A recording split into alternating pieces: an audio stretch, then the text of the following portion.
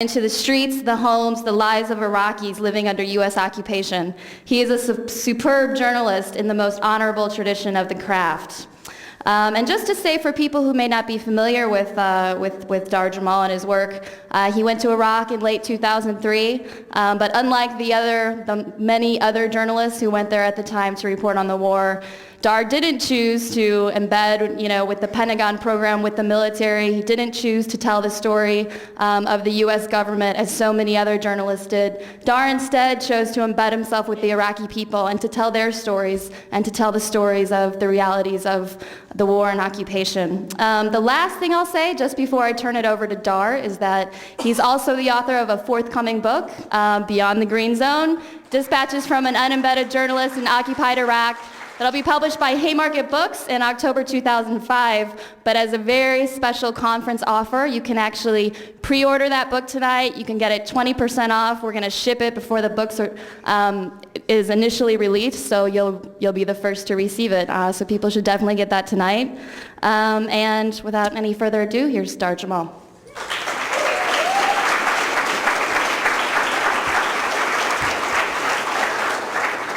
Actually, I think technically it is correct to say that I'm occupied. I mean, we're all kind of occupied in this country right now, right?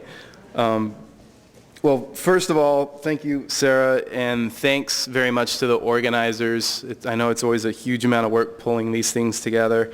And specifically, I feel really honored to be able to give a talk at a conference that includes people like John Pilger and Jeremy Scahill and Amy Goodman, Dave Zirin, Laura Flanders, Dahlia Wasfi, Camilo Mejia, IVAW folks, just to name a few. It's really, really great to be here with such a great group of people. I want to start talking about briefly why I went to Iraq. I actually was raised in Houston, Texas, in a conservative Republican family. So my story, I want to just put that out there because it can kind of be used as an instance of hope. Because I definitely grew up in that kind of weird environment down there where you call yourself a conservative Republican without actually knowing what that means, not really knowing about policies of either party or about third parties or independents or anything like this. And that's kind of the environment where I came from. And I went to college, but I did not study journalism, luckily for me, in college. And I started to get more interested in politically activated and started educating myself more specifically after the 2000 coup. And I was just voraciously reading the likes of Chomsky and then foreign reporters like John Pilger and Robert Fisk and people like this. And then as the build-up to the war with Iraq really hit that fevered pitch, I knew enough to watch what was being done in the so-called mainstream media in the United States to help sell the war, to really know what I was looking at, because those of us, and I know that this probably includes most, if not every single person in this room, the information we were reading and getting from places like foreign news services and Le Monde and AFP and Democracy Now! and places like this, that we knew, of course, well in advance that this war had nothing to do with weapons of mass destruction or ties to 9/11, et cetera, et cetera.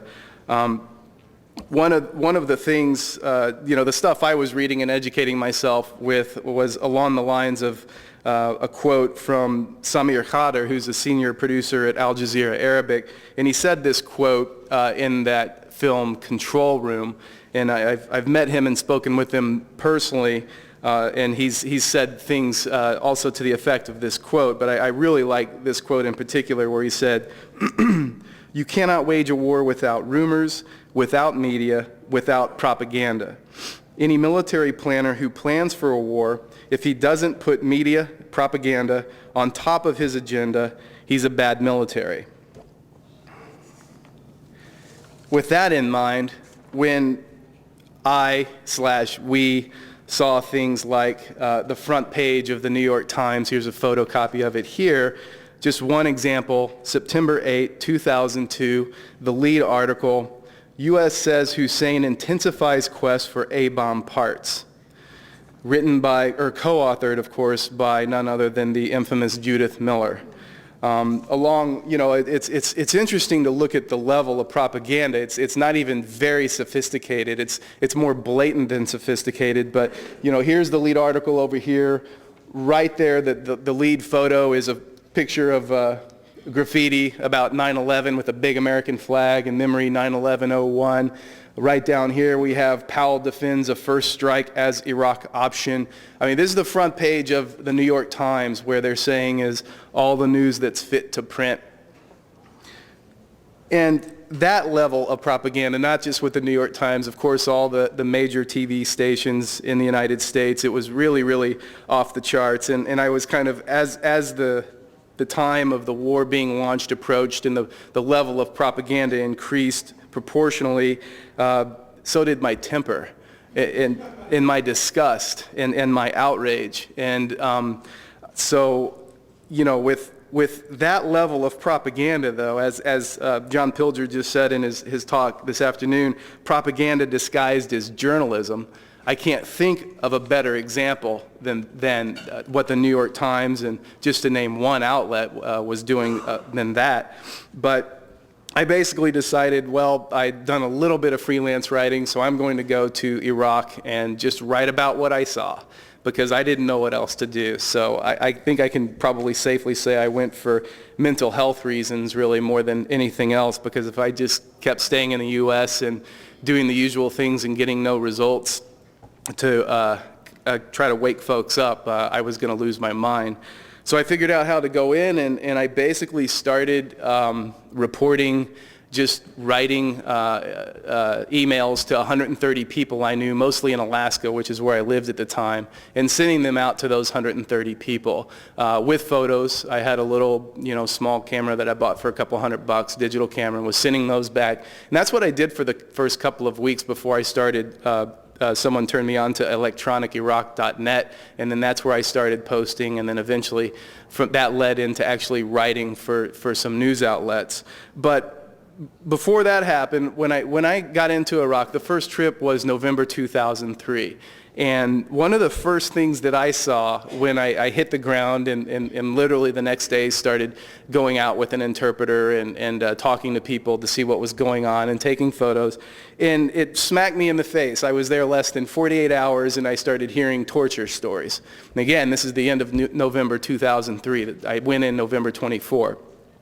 Torture was everywhere. Iraqi artists were already doing paintings of torture. They were already creating little small sculptures of people with bags over their head and their hands behind their back and this sort of thing. And you could walk down the street and just talk to Iraqis and hear stories. Yeah, my brother just got out of this detention prison. My brother just got out of Abu Ghraib. And here's what he said was being done to him, being held out at night. And this is November, so it was actually fairly cool at night in Baghdad at that time, and having cold water dropped over him for hours at a time. I mean, these stories were all over the place, and people like me, basically anyone that was going out and talking to Iraqis, i.e. unembedded reporters, were hearing these stories. I met Dave Enders, who's here with us right there. He was in Baghdad, and he was seeing the same thing and hearing the same thing. And I actually came across then, about 5 weeks into my first stay in Iraq, of a very specific, very well-documented torture story. It's a man by the name of Sadiq Zoman. He was detained from his home during a home raid by U.S. forces in August 2003 up in Kirkuk. He was held for a month and then dropped off at the main hospital in Tikrit by U.S. forces in a coma. They basically dropped him off with paperwork from a U.S. Army medic named Michael Hodges, who basically wrote that the reason Sadiq Zoman was in a coma was because it was very, very hot, and he had heat stroke, which led to a heart attack. We've done these things to try to revive him, but it's probably not going to happen, so here he is, you get to deal with him. It was basically the gist of it. I got a copy of that letter, and there was It was interesting because I also, at the time, I hadn't met Zoman personally and his family yet, but I got photos and video of him. And the back of his head was bashed in. He had electrical burn marks on each palm, on his genitals. One of his thumbs was broken. He had bruises and cuts up and down his entire body. His back was lashed. He had bruises up and down his torso, his legs, and I think probably the main factor, along with the electrical shocks, was the back of his head being very, very bashed in by something, which probably may have had something to do with why he was in a coma. But none of this, not one bit of the physical evidence that we had on his body, was mentioned in this report by Lieutenant Colonel Michael C. Hodges. So I had this information, I wrote it up, I just wrote it up as, that I have these documents, I have photos, I have video, I have the report signed by the U.S. Army medic, and I emailed it to, thanks to the internet, I got 150 emails of editors and foreign news editors of all the major newspapers in the U.S., and of course 150, that goes down at least somewhat deeper than just the biggies. And I got, you'll probably be able to guess how many responses I got. 0. I didn't say I want to cover the story for you. I wasn't interested so much in that as like this information just needs to get out. Nobody even wrote back. That was the level of, the interest in at least the U.S. journalists at the time, most of the mainstream journalists at the time, in really reporting on what's going on in Iraq. And then, of course, it wasn't until the end of April in 2004 when I believe it was 60 Minutes 2 finally aired the photos from Abu Ghraib, only because they were forced to by Cy Hirsch, who was about to scoop them with his article in the New Yorker. Otherwise, maybe they would have just waited a little bit longer before they ran them. Maybe they wouldn't have run them. Who knows? But just to give one example of the so-called reporting that was going on well into the occupation. I mean, it's really easy to sit here and deconstruct and shoot holes in the media reportage leading up to the selling of the war. But and I'll use another example later on to underscore the fact that this problem has continued all the way well into the occupation and continues to this day. But, just to follow up on the torture, there's tens of thousands of detainees in U.S. and Iraqi custody now in Iraq. There's over 40,000, actually, that we know of, likely substantially higher than that. The situation in Iraq today is catastrophic. There's really no way to tell you here in the United States, there's no car bombs going on outside, no fighting. We can have this meeting. There's electricity. There's air conditioning. We all have enough food. These basic things that we take for granted every single day here, none of that exists in Iraq today. The most important figure is that released by that which was published in the Lancet this past October 11, which was that the mortality survey in Iraq that found 655,000 excess deaths in Iraq. That's not 655,000 people since the invasion was launched. That's 655,000 people, or 2.5% of the entire population of the country are dead as a direct result of the U.S.-led invasion and occupation. And I want to add to that survey was conducted on the ground July a year ago. So that figure is pretty much exactly a year out of date right now. In 2 weeks, it'll be exactly a year out of date. This has already been yet another of the bloodiest years of the entire occupation. So I think that you could probably safely argue that already a million Iraqis have died as a direct result of the U.S.-led invasion and occupation. And again, think about that. Here in the United States, 2.5% of the entire population of the country have been wiped out so far. at least that number? What if 2.5% of the 300 million Americans had been wiped out in less than 5 years' time? How do you think that would be reported here?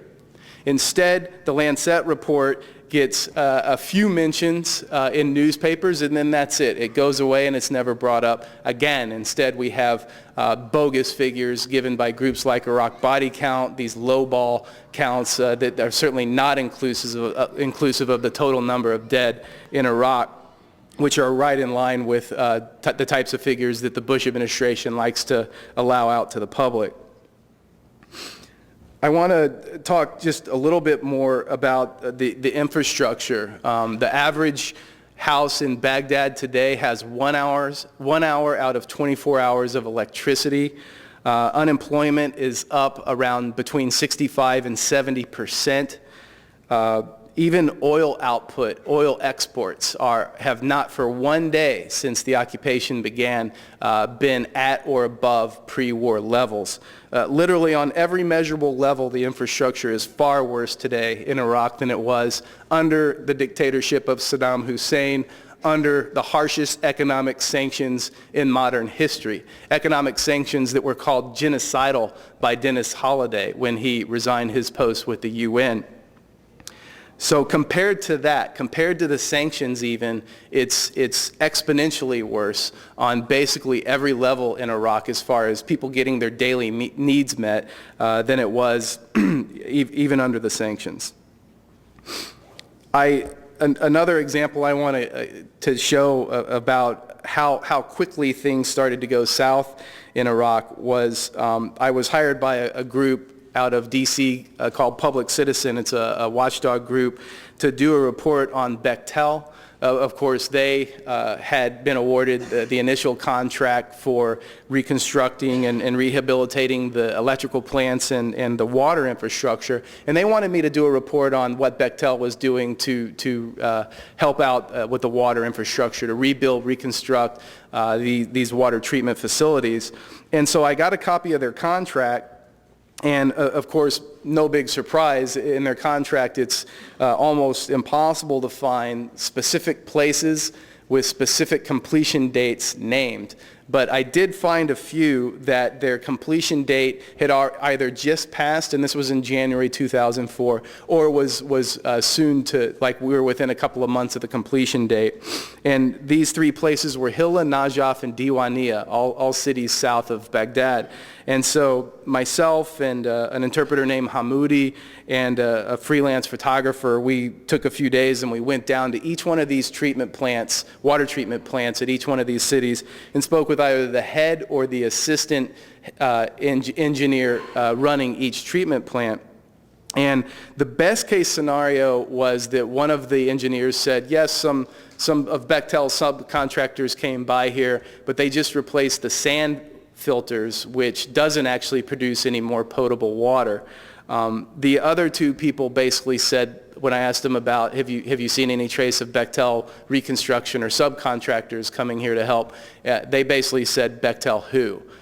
They said if they just would give us the money and the equipment we needed and just let us do the work. We know how to do this work. We scrapped things together for over 10 years during the sanctions. We could have stuff up and running in a couple of months, which was something that reporters, that we heard like a mantra on through the occupation. Instead, what I saw when I went out and investigated what life was like living in these cities or the outskirts of these cities that were served by these water treatment plants, I remember one place on the outskirts of Najaf where there was a village that was on that the city's main water system, and they basically already in January 2004 they had 1 hour of electricity per 24 hours, and they had no running water in their homes. So this village, they had found where one of the water mains was underground nearby their village, and they literally dug 4 feet down into the dirt to find this pipe, break it open, and put in a little pipe sticking up about a foot, so that each day when that 1 hour of electricity ran and therefore the water would run, that 4-foot deep dirt hole would fill up with water, and that was then the village's main water source. So already back then in January '04, there was cholera, there was typhoid, there was waterborne diseases. Just about everyone I spoke with on this 3-day tour of these cities had either kidney stones or diarrhea or nausea or some sort of waterborne disease. The other water source for that particular village was a creek about a kilometer, about half a mile away, that the women of the village would take mules with big leather sacks on them and go down there and get water, of course untreated, and bring that back to the village. Also in this village, 8 children so far from this village alone. There was a factory across excuse me, the main highway nearby this village that actually had potable water. And this factory would, from time to time, give some of that water to the village. And so 8 children so far from this village alone had died trying to cross that highway to get water and bring it back to the village in this one place alone. Of course, Bechtel, as I'm sure most of you probably know, their initial contract of $680 million was no bid, cost plus, fixed fee, signed behind closed doors, awarded to them less than 1 week after the April 9th fall of Baghdad. Of course, there's George Shultz and his ties, and most of you probably know about this as well. But just one tiny, small example of Bechtel. We have the Halliburtons, we have the Blackwater USAs, as Jeremy Scahill told us about yesterday. And Bechtel, of course, has pulled out of Iraq last November. They had been awarded payments for contracts totaling $2.3 billion. And they left last November because they said, well, it's just become too dangerous for us to work here. But I'm here to tell you that they left doing very, very little, if any, of the work that was specified in their contracts for them to do. And this is just one example of countless of contractor, literal corporate looting that had been going on in Iraq from the very beginning. I want to shift gears now and talk about Fallujah. Again, yesterday in Jeremy's talk, he did such an excellent job of giving us the history of Blackwater. And so I want to go a little bit more into depth of the level of propaganda that occurred in Fallujah immediately after the 4 Blackwater USA mercenaries were killed on March 31, 2004. First of all, a little background about Fallujah, that the city, according to a Human Rights Watch report, was actually not a pro-Saddam city before the invasion. That in fact Saddam Hussein himself, while many of his army officers lived there, overall the city wasn't very keen on his rule, and he never really tried to go in and absolutely take control of the city. He kind of made deals with some of the tribal leaders in the area and let it be. And a large percentage of the population of that city even considered themselves anti-Saddam Hussein. Another example of this is when the tanks rolled into Baghdad and when they rolled into Fallujah. In Fallujah, they weren't attacked. Not to say they were welcomed with flower petals and rose water and rice, but they weren't attacked. And tribal leaders of the city put forth their most pro-occupation tribal leader to actually try to work with the Coalition Provisional Authority and basically try to put their best foot forward to work within the occupation and hopefully improve things in their city. But things went south really quick at the very end of April. So again, we're talking less than 3 weeks after the fall of Baghdad. U.S. forces occupied a school in Fallujah, and people demonstrated outside. It was a peaceful demonstration. Again, according to Human Rights Watch reports in the aftermath, the U.S. military claimed that they were fired upon in the school, and they responded. They fired back and killed 17 unarmed demonstrators and wounded dozens others. Of course, the Human Rights Watch report showed that there were no bullet marks anywhere on the school, i.e. the U.S. military wasn't fired on at all. So that basically ignited the resistance in the city, and it immediately became anti-occupation, and resistance attacks began and started to escalate rather quickly. So the Blackwater mercenaries and the U.S. military had been conducting operations in and around Fallujah for quite some time, up to the time that the four individuals were killed. And residents of the city had reported to me things like U.S. military personnel and in many cases people wearing civilian clothes or not military fatigues. Whether they were CIA or mercenaries is arguable, but people described that these folks were going around in the city doing massive home raids, massive amounts of detentions of people in the city, even carrying out assassinations within the city. And so when that was the situation that led up to the climate within the city when what happened on March 31st took place. So the four men were killed, as Jeremy Scahill talked about. They were, of course, as everyone in here knows, I'm sure you saw the pictures that were broadcast over and over of the burning vehicles, the burnt bodies, chopped into pieces, mutilated, pieces of them hung from bridges, basically demonizing the entire city of Fallujah. 350,000 people, therefore, it was made to appear that 350,000 people were all completely responsible for what happened to these four guys. Not that it was an isolated resistance attack and then a relatively small group of people that carried out these atrocities. Of course, it wasn't reported that the atrocities were staunchly condemned by all the religious leaders and the tribal leaders in the city. They didn't condemn that these men were killed, let's be clear about that, but they all staunchly denounced what was done to their bodies afterwards, and then told the U.S. military, if you will give us time, we'll find the people responsible for what was done to these four men, and we'll bring them to you. Instead, the U.S., most of the mainstream media in the United States kicked it into high gear because the time was short for them to build a campaign for the Bush White House to go ahead and launch that siege of Fallujah. Although, again, like the invasion of Iraq itself, that was against the wishes of the military commanders on the ground in charge of Fallujah. They did not want to siege the entire city. That order did come directly from the White House.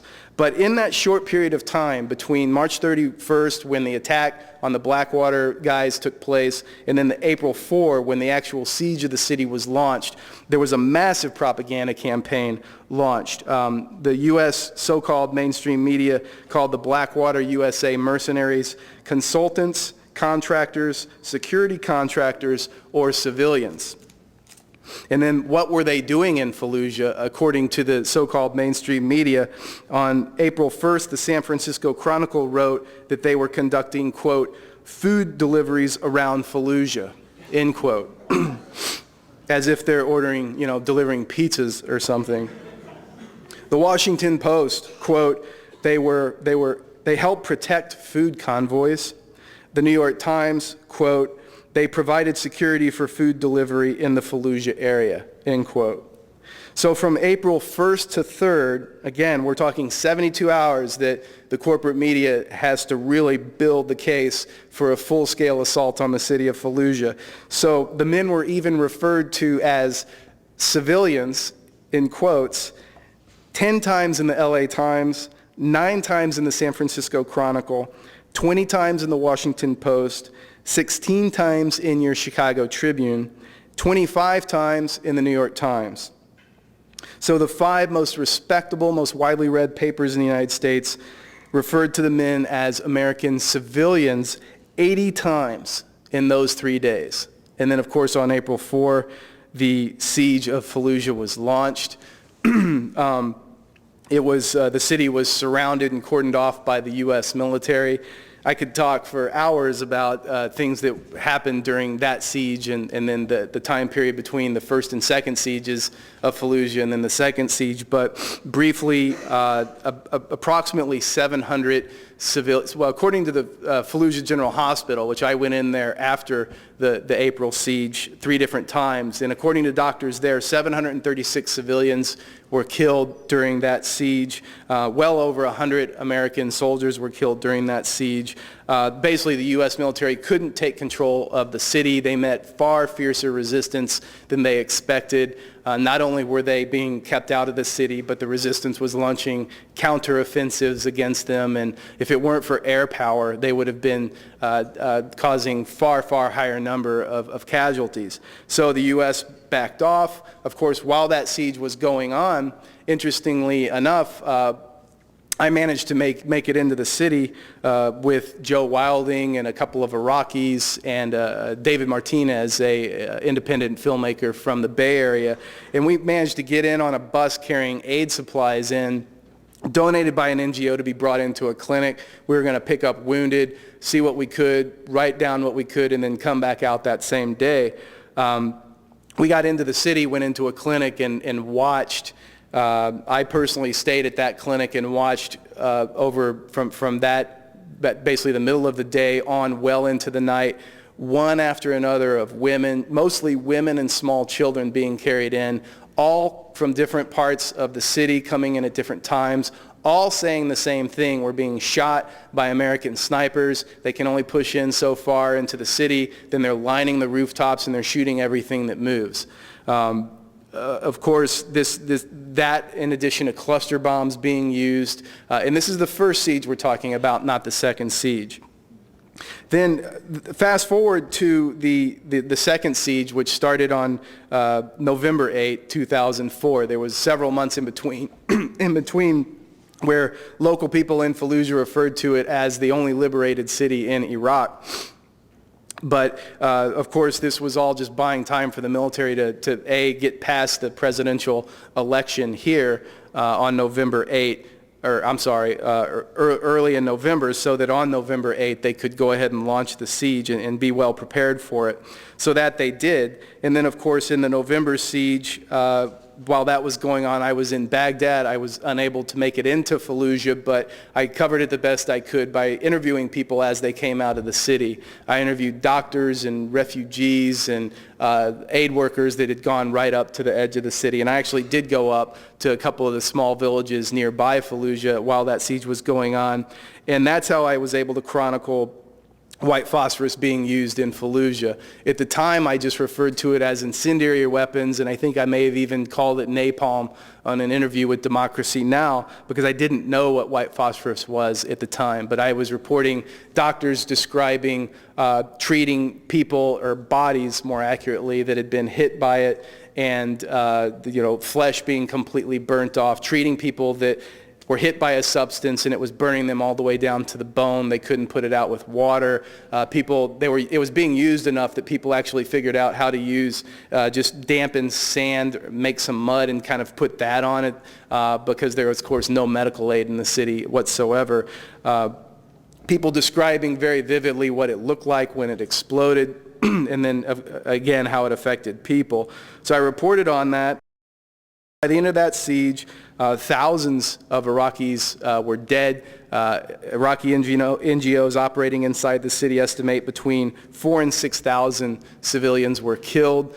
250,000 people displaced of a city of 350,000. To this day, tens of thousands of people have been unable to return to their homes. 70% of the city has been totally destroyed or damaged to the point of being unlivable.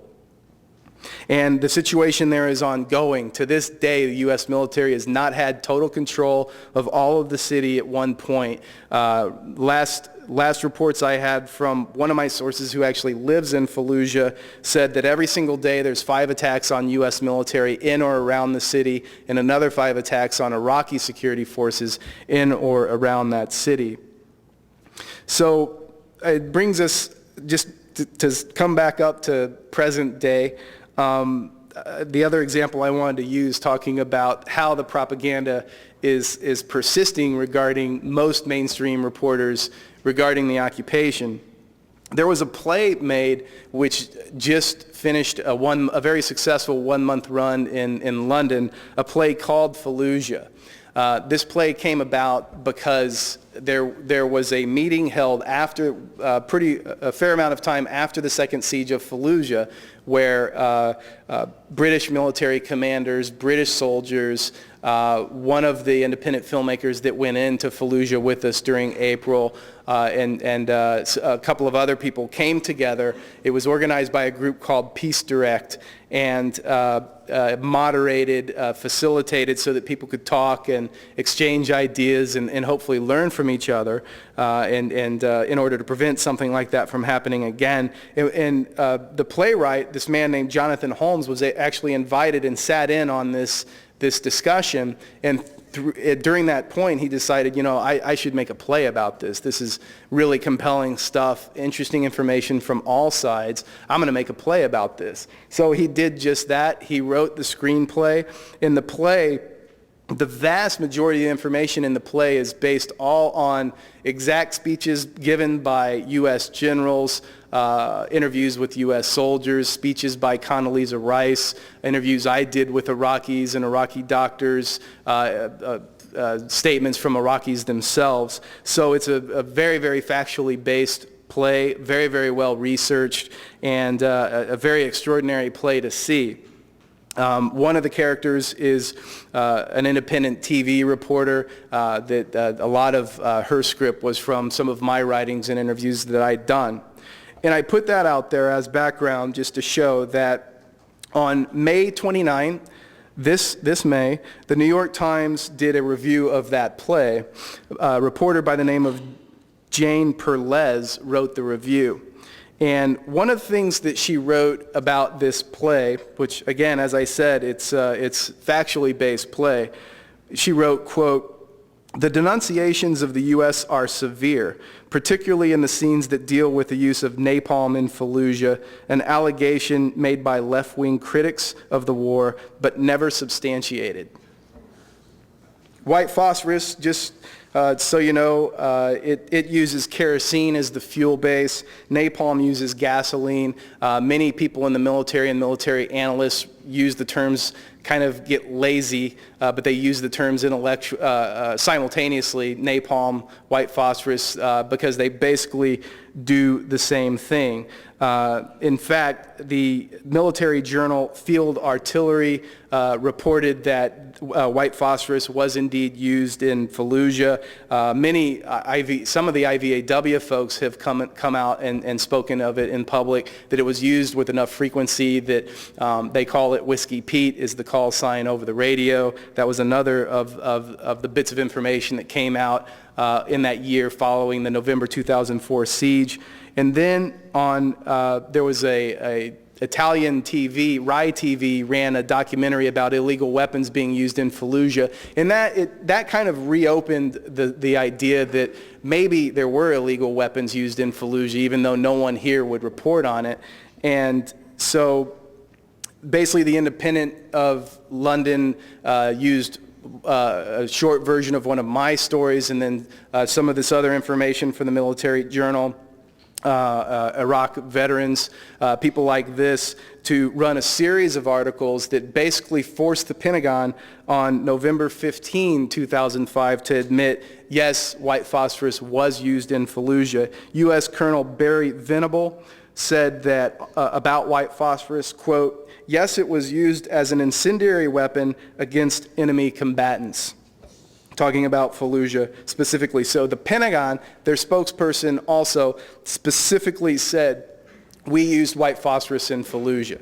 And yes, it may have hit civilians. Even on November 29, then, 2 weeks after that admission by the military and the Pentagon, the New York Times wrote a very, very strong editorial against the use of white phosphorus. Again, it's an editorial. They didn't do a hard news story. They didn't report that the Pentagon admitted it, even after they had admitted it. But they did write this editorial. Part of that read, quote, "All of us, including Americans, are safer in a world in which certain forms of conduct are regarded as too inhumane, even for war. That is why the U.S. should stop using white phosphorus." Nevertheless, we have the New York Times writing a review of the play, saying that no white phosphorus, no napalm was used in Fallujah. So I wrote them a correction because they made that mistake, and then they also called me a Canadian journalist and not an American journalist. So I wrote them a correction once, no response, twice, no response, third time, no response. Fourth time, I finally get a response. They say, okay, we're going to handle this. We're going to make a correction. About a few days later, and I was keeping the watchdog group FAIR in on this, by the way. And I thought it'd be a good idea. And they did run a correction, and they corrected that I am an American and not a Canadian. That was the correction. So, of course, FAIR did a really great job of writing up an action alert, a very well-researched, scathing action alert, getting the facts out there once again, urging people to contact the New York Times and, hey, why don't you maybe just report on this right for once? But I haven't seen if anything's come of that yet. I haven't heard that anything has. So anyway, my point being that it persists, but again, that's probably not a shocker to most of you. So what do we do about this? Always the vexing question for me, but I do want to end on a little bit of an up note, and I do think that there is reason to hope, even though this is such a horrible time in this country and even more so in the world with everything that's going on. But I personally believe that the so-called mainstream media in this country is dying, because I think that they've dug their own grave, and they're continuing to dig their own grave with their crap reportage. That's the bottom line.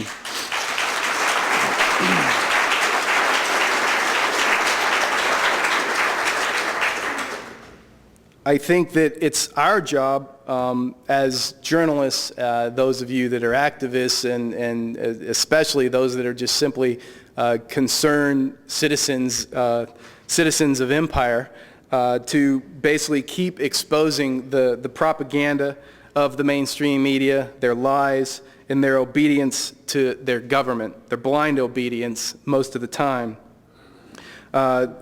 Keep spreading the factual, the true information that you can get your hands on. Keep educating yourselves and other people about the nature of this U.S. empire.